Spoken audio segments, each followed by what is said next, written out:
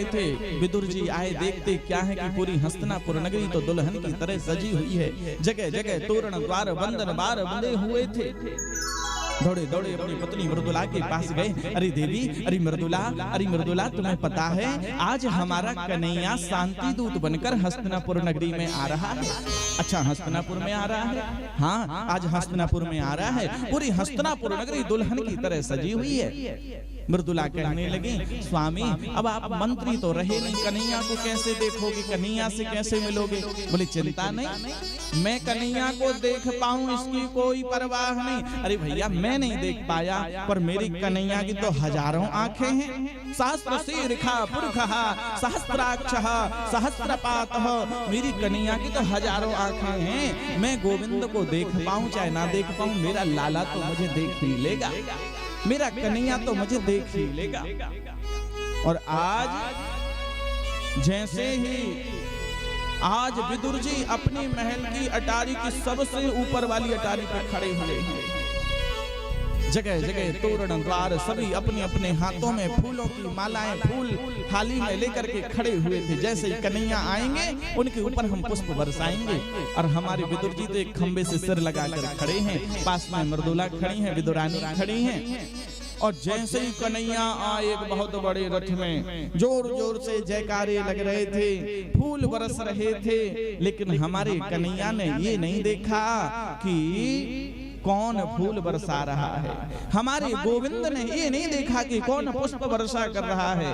हमारे प्रभु ने तो ये देखा कि इस भीड़ में हमारे विदुर काका कहाँ छुपे हुए हैं, इस भीड़ में हमारे काका जी कहाँ छुपे हैं। और जैसे ही विदुर जी को कन्हैया ने देखा, कन्हैया ने विदुर जी को देखा, दोनों एक दूसरे को देखकर प्रसन्न हो गए। विदुर जी मृदुला से कहने लगे, अरे देख मृदुला, देख कन्हैया मुझे देख रहा है, देख मेरा लाला मुझे देख रहा है। तुम जाओ घर जाकर बढ़िया साफ सफाई करना, आसन बिछाना, चौका लगाना। मैं जाता हूँ, देखता हूँ पांडवों के भाग्य का क्या फैसला होता है। स्वागत के लिए दुर्योधन सामने खड़ा है, माला पहनाई कन्हैया को, माला पहना करके कहने लगा, द्वारिकाधीश आप आए हो, आपका बहुत बहुत स्वागत है। पर एक बात बताओ, आप क्यों आए हो? देखो मैं अपने मन में कोई बात रखता नहीं हूँ, मेरे तो मन में जो बात आती है तो मैं तो पूछ ही लेता हूँ। आप बताओ ना क्यों आए हो? कन्हैया कहने लगे, दुर्योधन मैंने तो तुम्हें भैया कभी दुर्योधन कहा ही नहीं, तुम तो सुयोधन हो। देखो कन्हैया उल्टा बोल रहे, दुर्योधन का मतलब होता है बेकार बुद्धि वाला, और सुयोधन का मतलब होता है सुंदर बुद्धि वाला।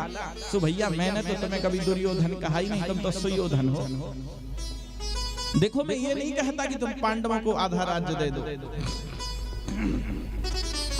मैं तो ये कहता हूं तुमसे कि तुम पांडवों के लिए केवल 5 गांव दे दो, मैं 5 गांव से ही पांडवों को प्रसन्न कर लूंगा। लेकिन जैसे ये बात कही, दुर्योधन कहने लगा, रे कन्हैया आप हमारे यहाँ अतिथि बनकर नहीं आए हो, आप उन पांडवों के भाग्य का फैसला करने आए हो हमारे यहाँ।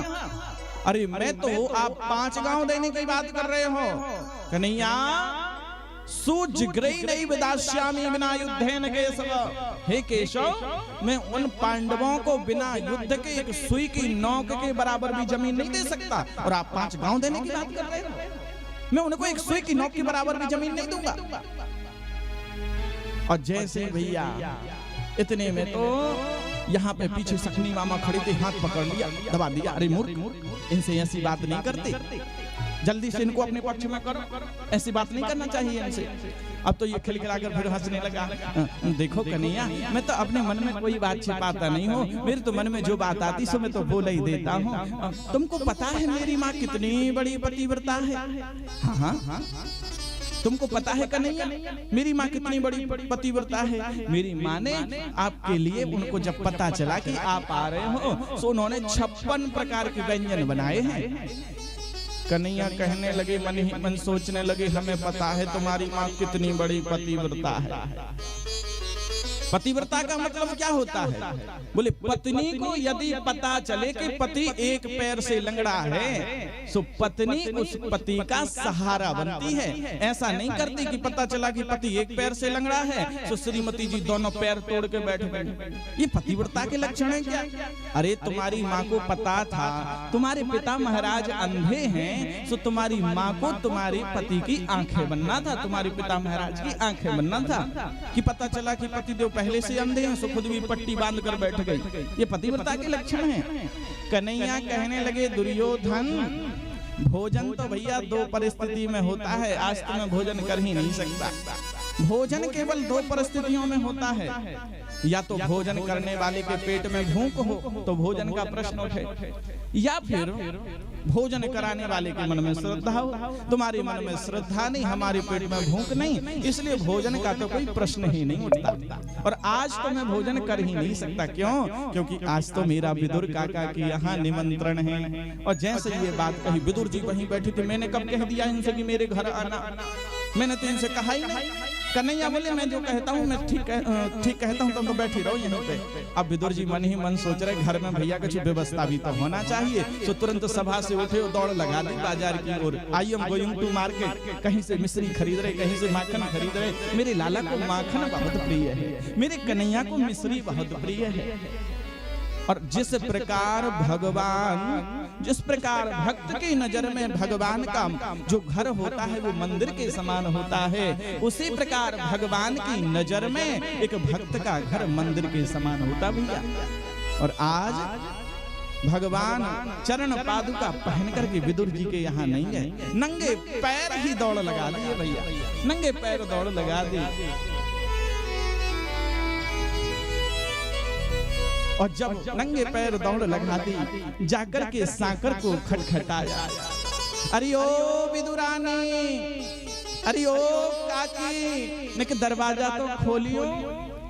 और यहाँ विदुरानी तो स्नान कर रही थी। जैसे ही सुना कि अरे ये तो मेरे कन्हैया की आवाज है, सो दौड़ लगा दी, जाकर दरवाजा खोल दिया। अरे लाला कन्हैया आओ ना, अंदर आओ ना, बाहर क्यों खड़े हो? अब तो कन्हैया सोचने लगे ये तो मेरे आने की खुशी में हो गई हैं, भाव विभोर हो गई हैं। सो भगवान ने अपनी कारी कमरिया निकाल कर काकी जी को उड़ा दी। अंदर आते ही लाला अंदर आओ ना, यहाँ बैठो ना। और कन्हैया तो पेट पे हाथ फेरते हुए बोले, काकी आज तो मोको बड़े जोर की भूख लग रही है, कछु खावे के टाइम हुई तो दे दो। अरे मेरे लाला को भूख लगी है, मेरे कन्हैया को भूख लगी, 2 मिनट रुको अभी हाल कछु लाऊं। अंदर जाकर देखा कुछ खाने को तो था नहीं, कदली के फल रखे हुए थे। सो कदली के फल की डलिया लेकर के आए और सामने रख दी। एक पटली उठाई और जैसे बैठने के लिए बिछाने लगी। लाला यहाँ बैठ जाओ। हे भगवान ये जगह भी ठीक नहीं, यहाँ नहीं, यहाँ बैठ जाओ। ये भी जगह ठीक नहीं, यहाँ नहीं, यहाँ बैठ जाओ। हे भगवान मैं तो पागल हो गई, यहाँ नहीं, यहाँ बैठ जाओ। हे राम ये जगह भी सही नहीं, यहाँ नहीं, यहाँ बैठ जाओ। और एक जगह पटली बिछाई भी तो उल्टी बिछा दी महाराज। प्रबल प्रेम के पाले पड़कर प्रभु को नियम बदलते देखा। और अपना मान भले टल जाए, अपना मान भले टल जाए, पर भक्त का मानना टलते देखा, पर भक्त का मानना टलते देखा। आज प्रभु उल्टी पटली पे ही बैठ गए।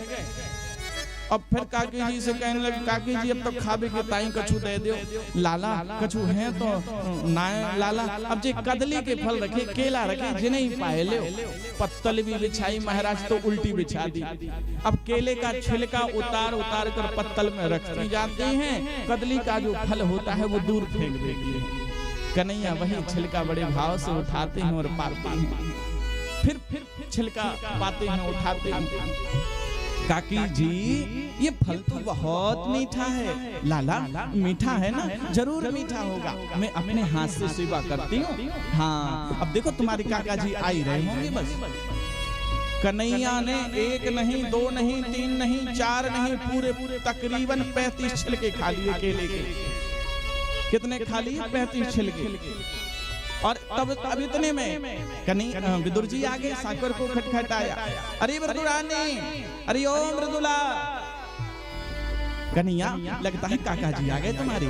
जाकर के दरवाजा खोला, काय को हल्ला मचा रहे हो जी? अरे मृदुला, तुम्हें पता है कन्हैया ने पांडवों की कौरवों की सभा में मेरा कितना मान रखा। जब दुर्योधन ने कहा कि मेरी मैया ने 56 प्रकार के भोजन बनाए हैं, भोजन कर लो, तब उन्होंने कहा मैं तुम्हारी मैया के भोजन नहीं करूंगा, आज तो मैं विदुर काका के यहाँ भोजन करूंगा। देखो मेरे लाला ने कहा है तो वो आ ही रहा होगा। मेरा कन्हैया झूठ नहीं बोलता। तुम चिटाई बिछाओ, चौका लगाओ, चौक पूरो, कलश रखो, मेरा लाला आ रहा है। विदुरानी कहने लगी, आ रहे हैं कि आ गए हैं? अरे आ गए हैं? कहाँ हैं? अंदर बैठे हैं। कुछ खाने को दिया तुमने कि नहीं दिया? अब कुछ था तो नहीं, वो केले के फल रखे थे, वही बड़े भाव से पा रहे हैं। विदुर जी ने जब आकर के देखा कन्हैया केले का छिलका हाथ में है, केले का फल का ढेर लगा हुआ है, दूर पड़े हुए हैं सब, केले का छिलका कन्हैया पा रहे हैं। अरे राम राम राम राम। अरे मृदुला, तुमने क्या कर दिया? इतने दिनों के बाद इस गरीब की कुटिया में प्रभु पधारे तो तुमने उन्हें केले के छिलके खिला दिए। हे भगवान, तुम्हें तब से केले के छिलके खिला रही थी? कन्हैया तुमने बताया क्यों नहीं कि ये केले का फल ही केले का छिलका है? मैं तो बूढ़ी हो गई हूँ तो मुझे कुछ दिखता नहीं है। ओहो, तो मैं तब से केले का छिलका खा रहा था। काकी जी मुझे नहीं पता कि मैंने केला खाया या केले का छिलका खाया। मुझे तो ये पता है कि मेरी विदुरानी ने, मेरी काकी ने कुछ बड़े भाव से मुझे खिलाया है और मैंने पाया। मुझे तो ये पता है। विदुर जी चरणों में बैठ गए, हाथ जोड़कर क्षमा मांगने लगे। कन्हैया लाला, हम लोगों से गलती है गई भैया। देख जी, मैं माखन को लड्डू लाया हूँ, देख माखन को लड्डू खा ले, निक माखन को लड्डू खा ले लाला। भगवान ने आधा माखन का लड्डू खाया और विदुर जी का हाथ पकड़ लिया। कहने लगे, काका जी बुरा ना मानो तो एक बात कहूं। हाँ बोलो ना कन्हैया।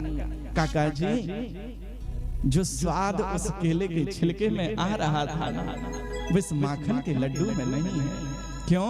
क्योंकि ये माखन का लड्डू तो खिलाकर आप औपचारिकता निभा रहे हो।